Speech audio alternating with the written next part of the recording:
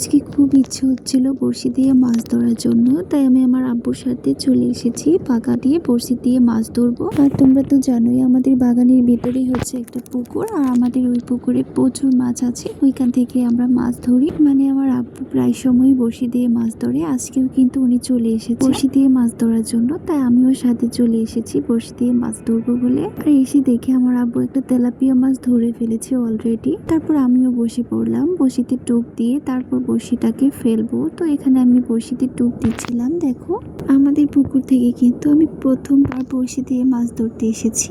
অনেক আগে মেবি একবার আমি বড়শি দিয়ে মাছ ধরেছিলাম, আর সেটা ছিল আমার নানু বাড়িতে। তখন আমি প্রায় অনেকটাই ছোট ছিলাম, ক্লাস 8 বা 7-এ পড়ি হয়তো তখন। আর এখন তো অনেকটাই বড় হয়ে গেছি, তাই আর বড়শি দিয়ে মাছ ধরা হয় না।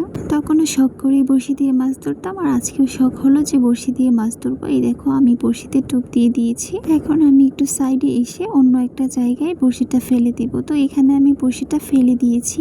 তো এখানে একটা মজার বিষয় ছিল যে আমি যখনই বড়শি দিয়ে মাছ ধরার জন্য এখানে বড়শির ছিপটা ফেলেছিলাম, ঠিক তখনই কিন্তু আমার বড়শিতে মাছ ধরেছিল, কিন্তু আমি অন্যদিকে তাকিয়েছিলাম, যার জন্য বড়শিতে মাছটা খেয়ে টোপটাকে একদম চলে যায়। আমার ভাইয়া বলছিল তোর বড়শিতে কিন্তু মাছ টুপকে চলে গেছে। তখন আমার ভাইয়া বলল দে আমি বসে বসে বড়শি দিয়ে মাছ ধরি, এই রোদের মধ্যে তোকে ধরতে হবে না। তখন আমি বড়শিটা ওকে দিয়ে দিই, আর প্রচন্ড গরম ছিল তাই আর বেশি ইচ্ছে হলো না। আমার ভাইয়া কিন্তু একটা তেলাপিয়া মাছ ধরেছে। তো এখান থেকে কিন্তু আমি আমার আব্বুর কাছে যাচ্ছিলাম, ওইখানে মাছগুলো রেখে আসছিলাম, আবার ওইখান থেকে ভাইয়ার কাছে আসছিলাম মাছের টোপ দেওয়ার জন্য।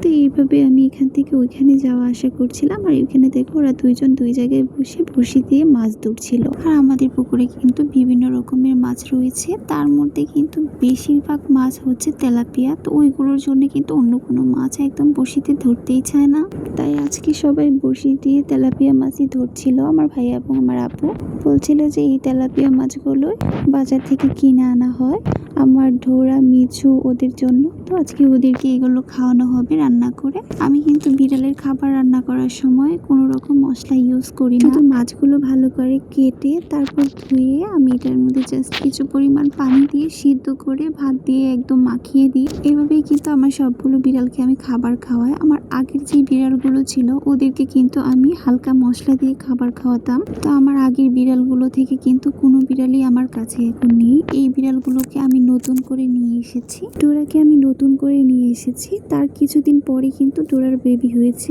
মাশাআল্লাহ ওর এখন 3টা বেবি আছে। তার সাথে আমি কিন্তু মিচুকেও নিয়ে এসেছিলাম। ওরা এখন প্রায় অনেকটাই বড় হয়ে গিয়েছে। আর তোমরা কিন্তু মাঝে মাঝে আমার ভিডিওতে ওদেরকে দেখো। আমি কিন্তু আমার রিলসের মধ্যে ওদেরকে দেখাই, আবার ভিডিওতে ওদেরকে দেখানোর চেষ্টা করি। মাঝে মাঝে ছবিও পোস্ট করি ওদের। তোমরা কিন্তু অবশ্যই ওদেরকে দেখে মাশাআল্লাহ বলবে। আর আমার ভিডিওগুলো ভালো লাগলে অবশ্যই একটি শেয়ার করে দেবে, আর আমার পেজটাকে লাইক ফলো দিয়ে পাশে থাকবে। আর ভিডিওটি কেমন হলো সেটাও কিন্তু কমেন্ট সেকশনে কমেন্টস করে জানাতে ভুলবে না। তো এখানে দেখো আমার ভাই আরো কিছু মাছ ধরছিল। তো এখানে কিন্তু এভাবে অনেকগুলো তেলাপিয়া মাছ ধরা হয়ে গেছে। তারপর কিন্তু আমি কি করে এগুলোকে নিয়ে যাব সেটাই ভেবেছিলাম না, মানে বাগানে চলে এসেছি, আবার বাসায় যেতে হবে, গিয়ে কিছু একটা নিয়ে আসতে হবে। তাই এখানে আমি অনেক খোঁজাখুঁজির পর এরকম একটা ভাঙা বালতি পেলাম, আর সেটাই করে আমি এই মাছগুলো নিয়ে যাচ্ছিলাম। তো এই দেখো এতগুলো মাছ হয়েছে, এই সবগুলো মাছ এখন আমি নিয়ে যাব বাসায়। আর আমার প্রচন্ড গরম লাগছিল, তাই এখানে এসে দেখো একটু দাঁড়িয়েছিলাম ঠান্ডার মধ্যে। বললাম যে একটু রেস্ট নিয়ে তারপর যাব।